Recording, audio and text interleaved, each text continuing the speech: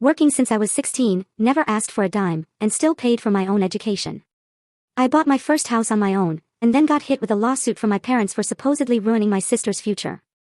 I thought getting the keys to my first home would be the proudest moment of my life. Instead, it became a living nightmare. My own parents, the people who were supposed to celebrate my success, sued me for 70% of its value, claiming I had actually stolen my sister's future. If you're watching this, please drop a comment letting me know where you're from. Hit that like button and subscribe as I share how my greatest achievement became my deepest heartbreak, a betrayal so profound it shook the very foundations of my life. I grew up in a family of 4 in a quiet suburb of Minneapolis. There was my dad, John, who worked as an insurance adjuster, and my mom, Karen, a part-time dental receptionist. Then there was me, and my sister, Emma, who was 8 years younger. From the outside, we probably looked like any other middle-class American family. But behind closed doors, it was a constant war zone of financial anxiety. Our house was always filled with arguments about money, hushed conversations that stopped the moment I walked into the room. Bills piled up on the kitchen counter like a grim monument to our struggles. Looking back, I realized much of it wasn't about a lack of income, but just poor financial management. But what truly stung, even as a child, was the obvious difference in how my parents treated Emma and me. From the moment she was old enough to walk, they decided Emma was the special one, the child with unlimited potential. Emma has natural talent, they'd coo. Emma could really be somebody someday. When it came to me, the message was clear, even if never directly stated, I was just ordinary. Average. Nothing exceptional worth investing in. By the time I was 14, I'd absorbed that message. I was the practical one, the responsible one.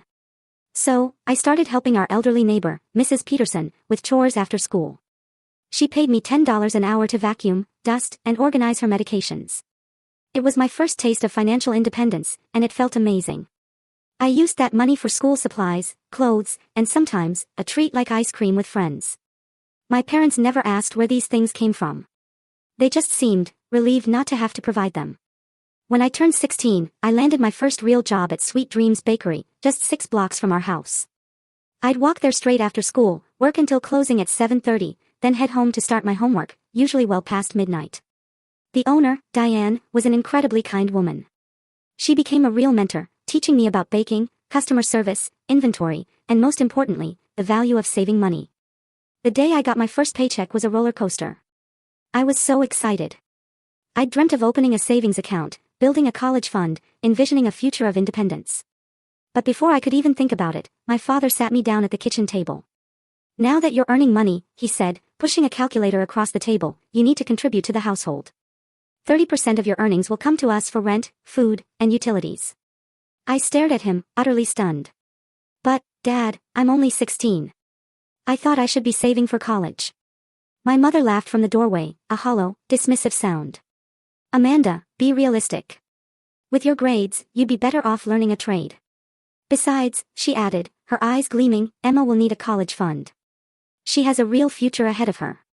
That 30% rule became my personal tax, enforced throughout my high school years. I never missed a payment. All the while, I watched Emma receive gift after gift. Piano lessons at $200 a month. Ballet classes 3 times a week.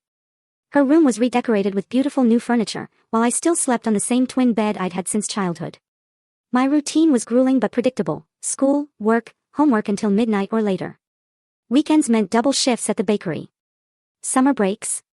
Full-time work, not teenage freedom. And if I dared to buy something new for myself. Another new shirt, Amanda, my mother would say, judgingly. You know, you should be more responsible with your money. This, coming from the woman who had just dropped $300 on a special ballet costume for Emma. The irony was suffocating. My junior year, I picked up a second job at the local library on weekends. I told my parents it was for extra spending money, but in reality, I was building a secret college fund. The library paid less, but it offered something priceless: quiet hours to study during slow periods. My grades, predictably, started to soar. Mrs. Peterson, who had become like a grandmother to me, noticed my exhaustion one day.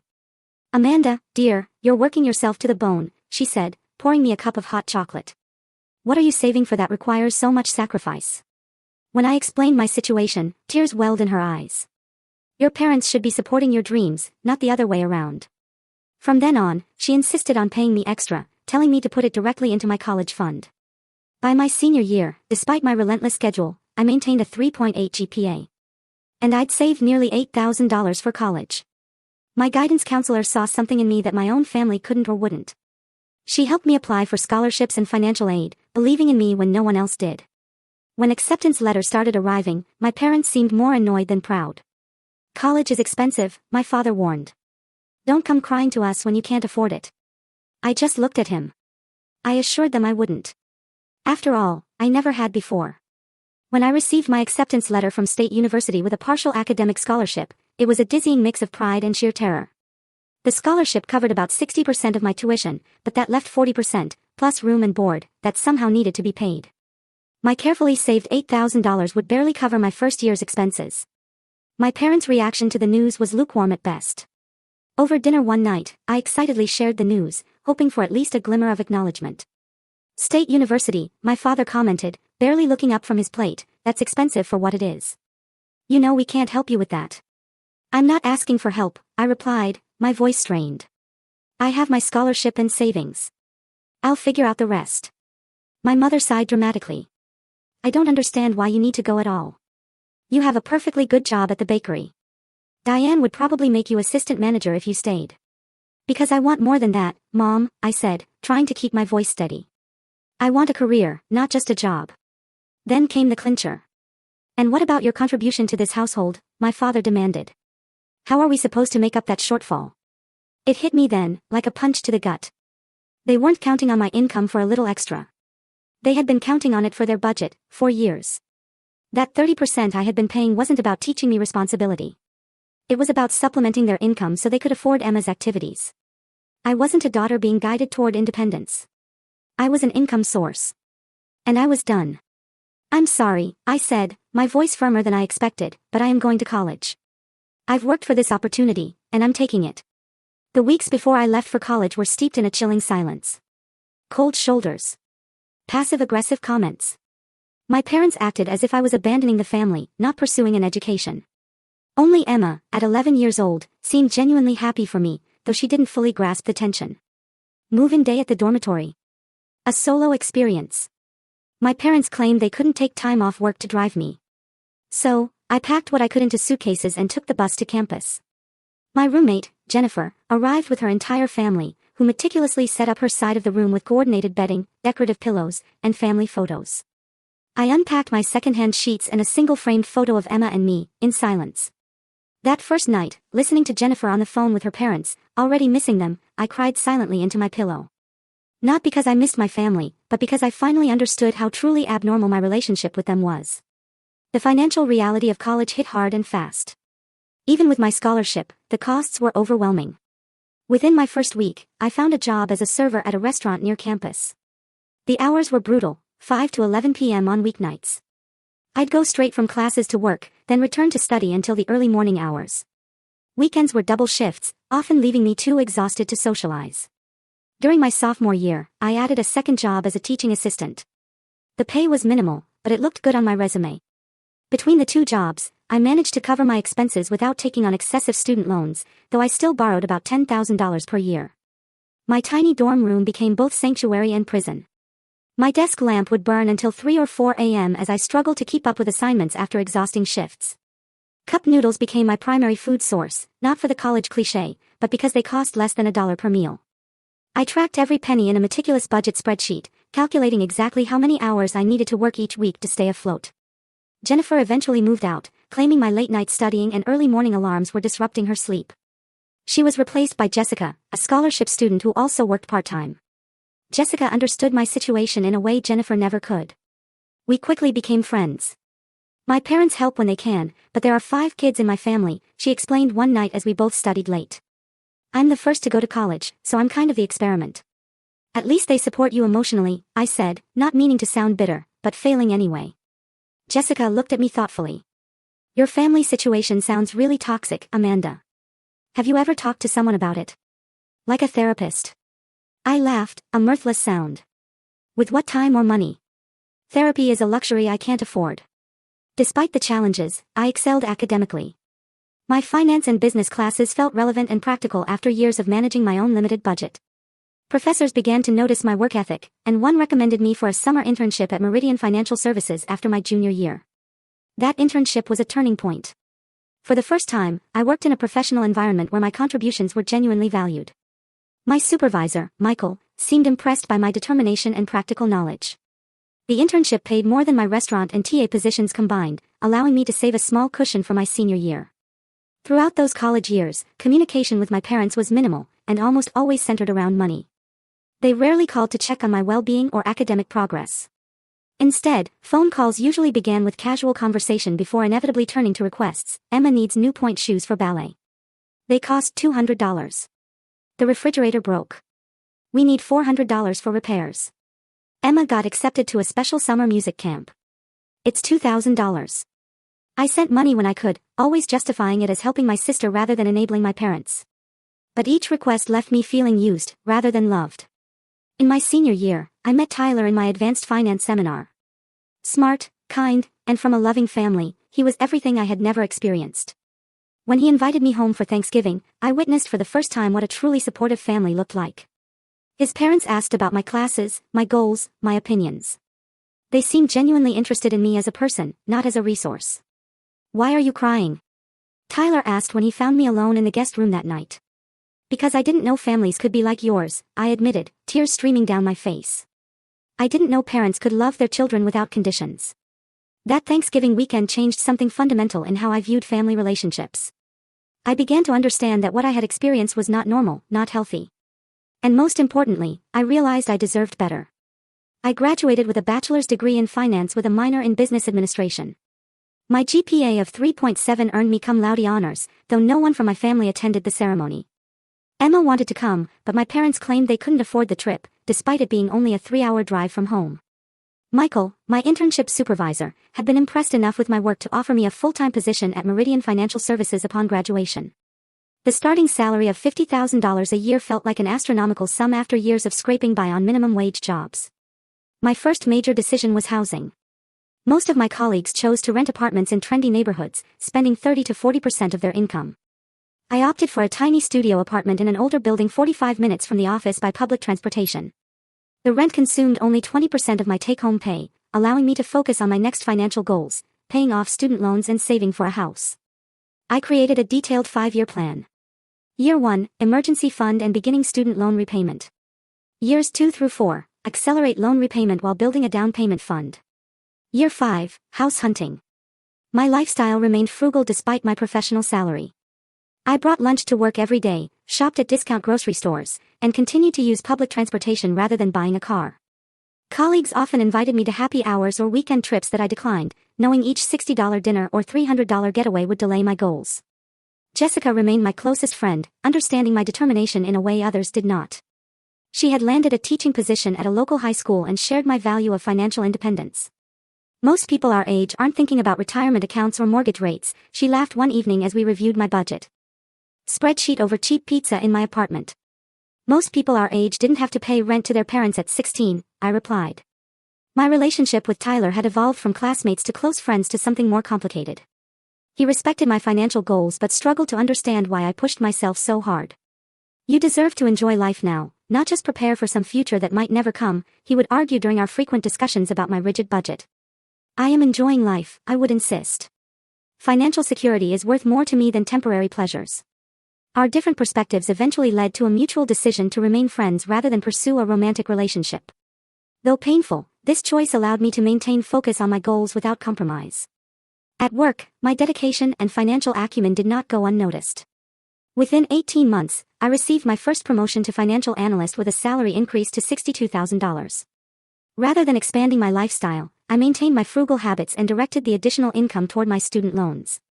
By the end of my 3rd year at Meridian, I had paid off all $40,000 of my student loans, built an emergency fund of $12,000, and began serious saving for a house down payment. The accomplishment felt monumental. Yet, I had no one to truly share it with who understood the significance. Throughout this time, my relationship with my family remained strained and one-sided. The pattern established during college continued, rare communication, except when financial needs arose. Emma was now in high school, excelling in music and academics. My parents spoke of her potential with the same reverence they always had, and their expectations for her future were grandiose. "Emma's piano teacher thinks she could get into Juilliard," my mother announced during one of our infrequent phone calls. "Of course, the application process and audition preparation will be expensive. The statement hung in the air, the unspoken request clear. I had already sent $3,000 that year for various expenses related to Emma's activities. Each time, I told myself it was for my sister's benefit, not my parents'. But the line was becoming increasingly blurred. Mom, I said carefully, I have my own financial goals I'm working toward. I can't be Emma's college fund. The silence on the other end was frigid. I see your sister's future means nothing to you now that you have your fancy job and city apartment. The guilt trip was familiar, but this time something in me resisted. That's not fair. I've helped a lot over the years, but I can't be expected to finance another person's education when I just finished paying for my own. The conversation ended poorly, with my mother claiming I had changed, become selfish, and cold. These accusations hurt, but I held firm to my boundaries. 2 weeks later, my father called with a more direct approach. Emma got accepted to Westfield University. Full 4-year tuition is $40,000 per year. We need to know how much you can contribute. Westfield was a prestigious private university known for its arts programs and astronomical costs. I was stunned by both the assumption that I would contribute and the sheer amount in question. Dad, that's over $160,000 total. I don't have that kind of money to give. You make good money now. You could take out a loan to help your sister. That's what family does. The irony of his statement was not lost on me. Family helps each other when they can. No one helped me with my education. That was different. You were always independent. Because I was not given a choice, I replied, my voice rising. The conversation dissolved into accusations and old resentments. My father eventually hung up after telling me I was breaking my mother's heart with my selfishness. Despite the emotional toll these interactions took, I remained committed to my financial plan. When Emma herself called to ask about college funding, I took a different approach. I can't pay your tuition, Emma, I told her gently, but I can help you apply for scholarships, look into more affordable schools, and teach you how to manage money so you can be independent, like I had to be. Her response surprised me. I never asked them to put this on you, Amanda.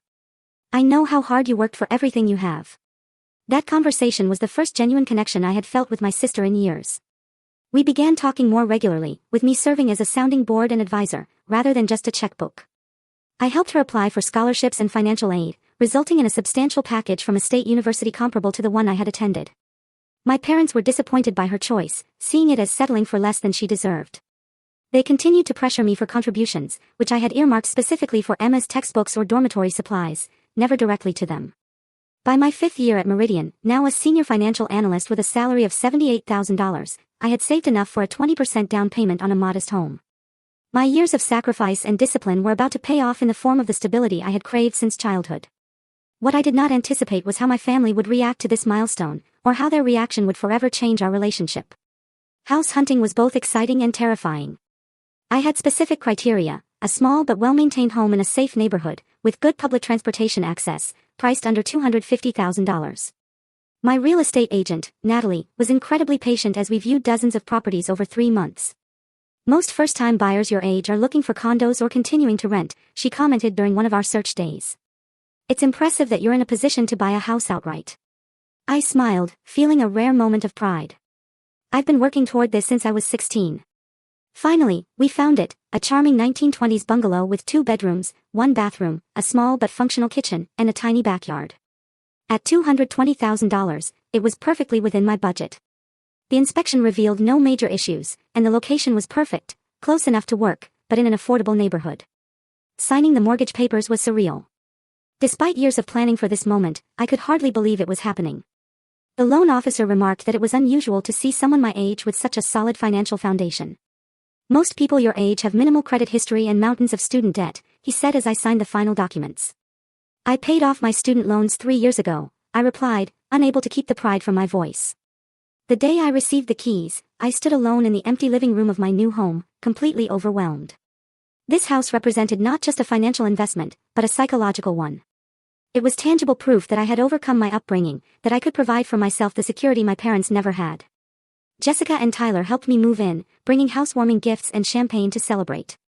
We sat on the floor, eating pizza, since I hadn't even bought furniture yet.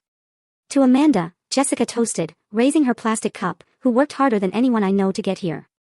To having roots, Tyler added, looking at me warmly. Something you deserve. More than anyone. After settling in for a few weeks, I decided it was time to invite my family to see the house. Despite our strained relationship, this was a milestone I genuinely wanted to share. Perhaps, I thought naively, seeing my success would finally make them proud. They arrived on a Saturday afternoon. My father critically eyed the exterior as they walked up the path to the front door. "It's small," was his first comment upon entering. "Perfect size for me," I replied, trying to maintain a positive tone.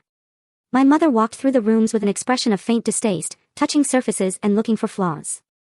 "This neighborhood isn't very upscale, is it?" "It's safe and convenient to my office," I explained.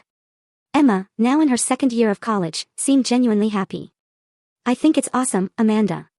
You worked so hard for this." I had prepared lunch, hoping to create a pleasant atmosphere, praying for a new chapter in our family dynamics. As we sat at my new dining table, the conversation initially remained superficial, focused on neighborhood amenities and commute times.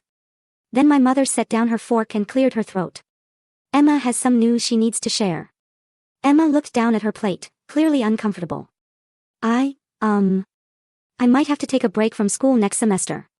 "What? Why?" I asked, genuinely concerned. "The scholarship I had for this year wasn't renewed," she explained quietly. "And my student loan application was denied because of Dad's credit score. We've had some financial setbacks," my father said defensively. "Medical bills, car repairs, you know how it is." "So, what's the plan?" I asked, already sensing exactly where this was going. "Well," my mother began, her tone shifting to one I recognized all too well, "we thought, given your new purchase, that you must be in a very comfortable financial position. I just bought a house. I'm not exactly flush with cash right now. But surely you must have savings left. Or you could take out a home equity loan," my father suggested, completely oblivious. "Emma needs about $20,000 for this year." I stared at them, utterly speechless. "I used all my savings for the down payment. I'm not going to borrow against my house that I just bought." "So, you're just going to let your sister drop out of college?" my mother asked, her voice rising, dripping with accusation. "After all we've done for you." The sheer absurdity of her statement left me momentarily speechless. "What exactly have you done for me?" I countered, the years of resentment finally bubbling to the surface. "I've been working and supporting myself since I was 16. I paid for my own education. I bought this house entirely on my own. We raised you," my father said indignantly. "We put a roof over your head. A roof I paid rent for as a teenager." I shot back. The argument escalated quickly. My parents accused me of being selfish, of forgetting where I came from, of abandoning family in their time of need. I pointed out the years of financial support I had already provided, the glaring lack of support I had received, and the sheer unfairness of expecting me to mortgage my future for Emma. "You've always been jealous of the attention Emma received," my mother declared. "This is your way of punishing her for being more talented." "This has nothing to do with Emma," I insisted, my voice trembling with suppressed rage. "This is about boundaries and reasonable expectations." Emma, who had remained silent, finally spoke up, her voice small. "Please stop fighting. I'll figure something out. I can take a semester off and work full-time to save money." "Absolutely not," my mother snapped. "You are not throwing away your future because your sister is too selfish to help." I turned to Emma directly. "I can help you look into additional scholarship options, or maybe work-study programs. There are alternatives to dropping out or going into massive debt. The only alternative is for you to step up and do the right thing," my father insisted. "Family takes care of family." "I have been taking care of this family financially since I was a teenager," I said, my patience finally exhausted. "I am done being your ATM." My father stood up abruptly. "If that's how you feel, then perhaps we need to reconsider what family means. You clearly have the resources to help, but are choosing not to. This house represents years of sacrifice and hard work," I said, my voice thick with emotion. "I am not jeopardizing that.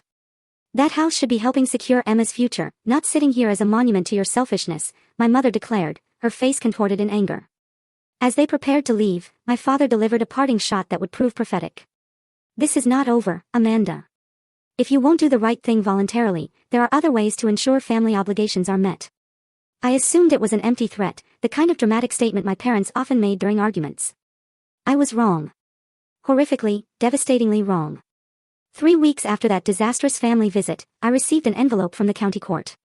Inside was a summons informing me that I was being sued by John and Karen Collins, my parents, for 70% of the value of my home, approximately $154,000.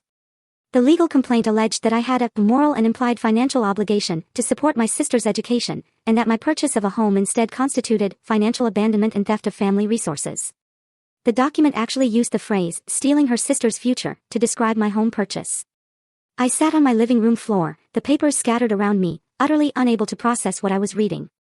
This couldn't be real. Parents don't sue their children over money. They don't drag family disputes into courtrooms. Yet, the official seal and case number confirmed this was no joke, no empty threat. My hands shook as I dialed my parents' number, expecting, hoping, that this was some elaborate scare tactic, that we could still resolve this. My father answered on the fourth ring. "Dad," I choked out, "I just received court papers." "Are you and Mom actually suing me?" "We are simply seeking what is fair," he replied, his tone eerily calm, devoid of any warmth. "You refuse to help your sister voluntarily, so we are pursuing legal means. This is insane. You cannot possibly think a court will force me to give you my house money. Our lawyer thinks we have a case based on family obligation and implied contract. You benefited from family resources growing up. Now, you owe a return on that investment." The conversation became increasingly surreal as my father outlined their position as if it were perfectly reasonable to sue one's own child. "Dad, please. This will destroy any relationship we still have," I pleaded, my voice breaking. "That is your choice, Amanda. Do the right thing, and we can put this behind us." After hanging up, I sat in stunned silence for nearly an hour before finally calling Jessica. She arrived at my house 30 minutes later with a bottle of wine and a fierce determination to help. "This cannot be legal," she insisted, reading through the documents, her face aghast. "They cannot just claim a right to your house because they want the money." The next morning, I called in sick to work for the first time in my career and began searching for a lawyer. By noon, I had an appointment with Linda Cohen, an attorney specializing in family law. Linda's office was warm and inviting, a stark contrast to the cold reality of my situation. After reviewing the documents, she looked up at me with a mixture of sympathy and professional assessment. "I've seen some contentious family disputes in my 20 years of practice, but parents suing a child for buying their own home is certainly unique," she said, a faint smile playing on her lips. "The good news is, their case has virtually no legal merit. So, they cannot actually take 70% of your house. There is no legal principle that would entitle parents to their adult child's assets based on an implied obligation to a sibling," she explained. "The problem is that defending yourself will still cost money and emotional energy." We discussed strategy, the documentation I should gather, and the timeline for responding to the lawsuit.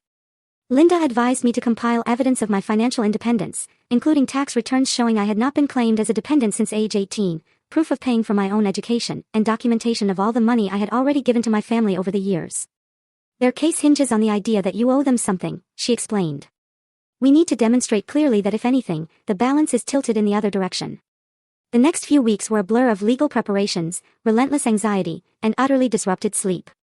My work performance suffered as I struggled to concentrate. Fortunately, my supervisor, Michael, who had become something of a mentor, noticed my distraction. When I finally explained the situation, his reaction validated what I had begun to understand deep down. "Amanda," he said, his voice firm, "what your parents are doing is not normal. It is exploitative and abusive." Hearing someone in a position of authority name the dynamic so clearly was both incredibly painful and liberating. I had spent so many years normalizing my family's behavior, making excuses, accepting blame. Now, outsiders were confirming what I had only recently begun to acknowledge: my relationship with my parents was fundamentally unhealthy. Support came from unexpected places. Colleagues offered encouragement and practical help. My neighbors, upon hearing snippets of the situation, brought meals during particularly stressful days of legal preparation. Even Tyler, despite our complicated history, became a steady presence, helping me organize financial records and providing much-needed emotional support. Jessica, ever the pragmatist, suggested I look for a therapist to help process the emotional impact. "This is trauma, Amanda," she insisted. "You need professional support to work through it." I found Dr. Russell, a therapist specializing in family estrangement and financial abuse, who offered sliding scale fees. Our sessions helped me recognize patterns of manipulation and begin to unravel the crushing guilt that had been instilled in me since childhood. "Your parents created a narrative where your role was to provide, not to be provided for," Dr. Russell explained during one session. "Children are not supposed to be financial assets to their parents. That reverses the natural order of nurturing." As the court date approached, I received an unexpected phone call from Emma. We hadn't spoken since the disastrous lunch at my house. "Amanda," she said, her voice shaking, "I just found out about the lawsuit. I had no idea they were doing this. I never asked them to sue you."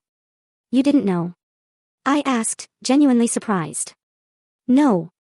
I would never want this. I am so sorry they are putting you through this."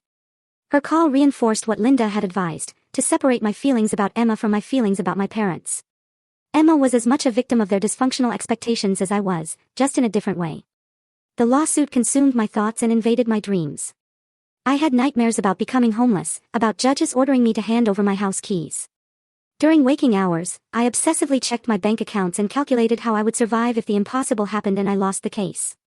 Linda reassured me repeatedly that such an outcome was extremely unlikely. The law simply doesn't work the way your parents think it does, she explained.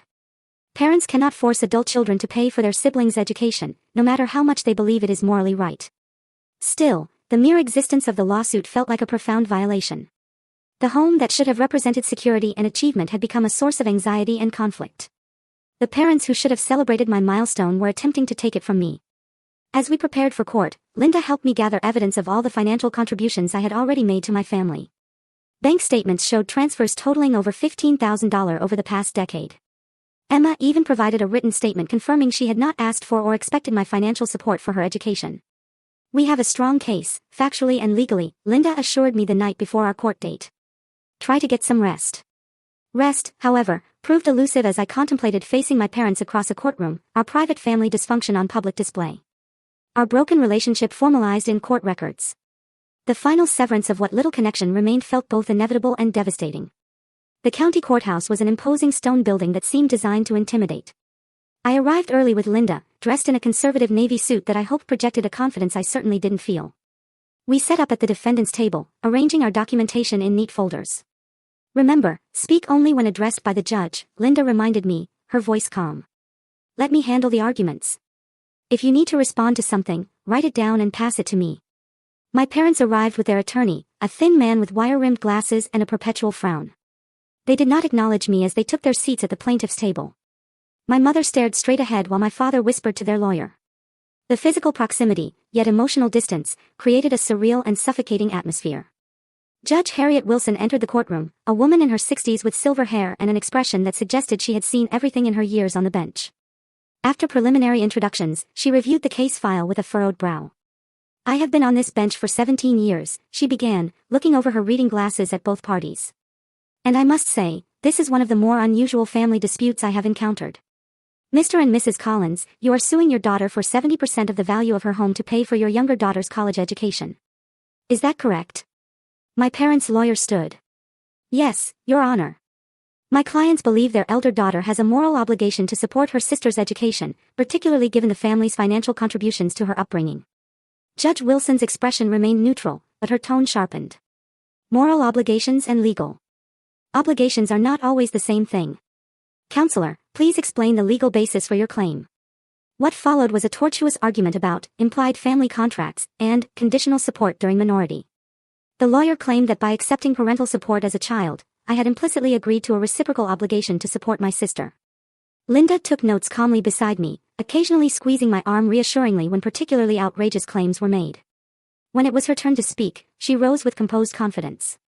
Your Honor, this case has no basis in family law or contract law. Miss Collins was a minor child under her parents' care, which is a legal obligation parents voluntarily assume when they have children. Children do not contract to receive basic necessities from their parents. She methodically dismantled each argument, presenting documentation of my financial independence since age 16, including tax returns showing I had not been claimed as a dependent since high school, proof of self-financing my education, and bank records showing substantial financial assistance I had already provided to my family over the years. Far from taking from the family, Miss Collins has contributed over $15,000 to her parents and sister since she was 18, money she was under no legal obligation to provide, Linda explained, submitting the bank records as evidence. The judge reviewed the documents with interest. Mr. and Mrs. Collins, were you aware of these financial contributions from your daughter? My father shifted uncomfortably. Those were gifts. Not related to this matter. $15,000 in gifts seems quite generous from someone you are characterizing as selfish and unwilling to support family, Judge Wilson observed, her gaze unwavering. My mother spoke for the first time.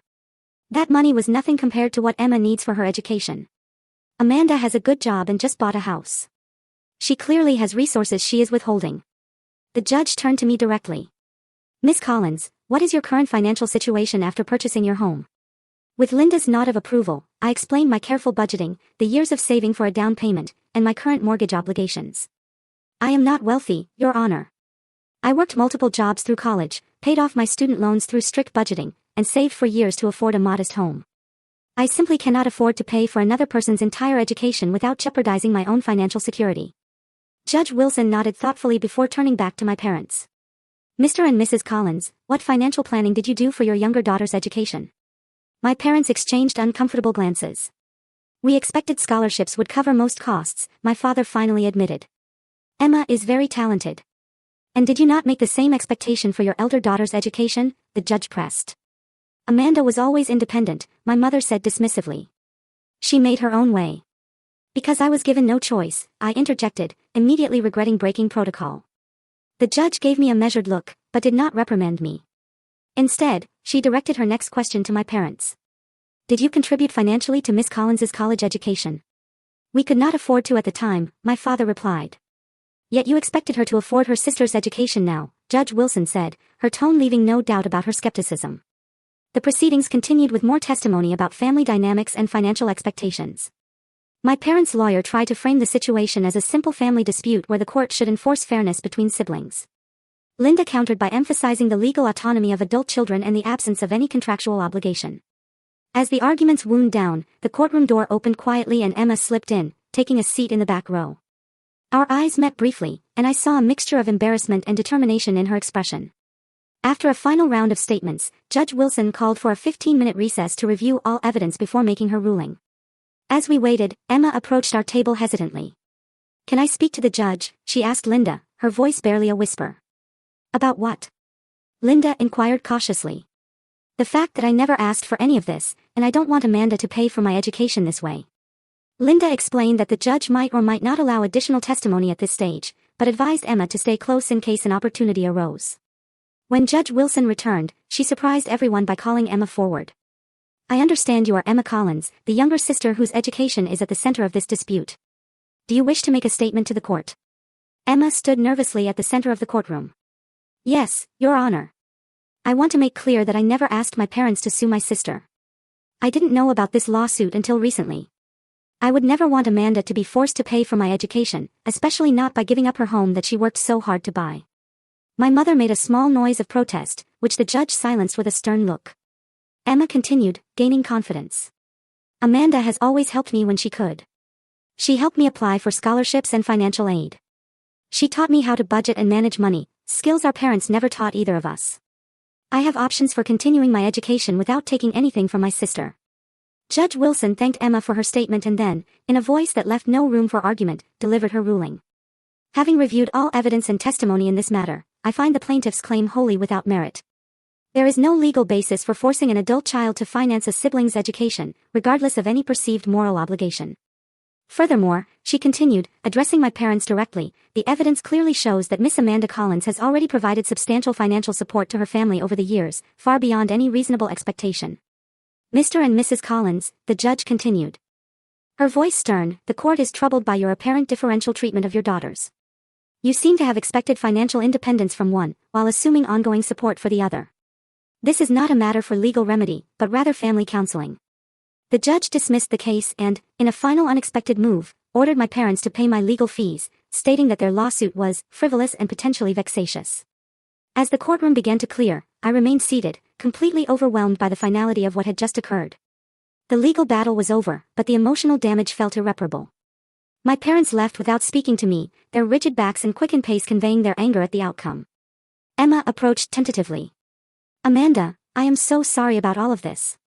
It's not your fault, I assured her, my voice still shaky. Can we talk? Maybe get coffee or something? I nodded, not trusting myself to speak further. Whatever came next in our family relationships, nothing would ever be the same again. The lawsuit had forced a confrontation with decades of dysfunction that could no longer be ignored or excused.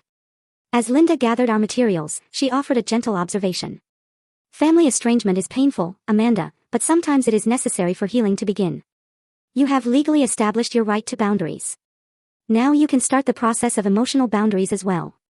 Walking out of the courthouse, I felt a complex mixture of vindication, grief, and surprisingly, hope.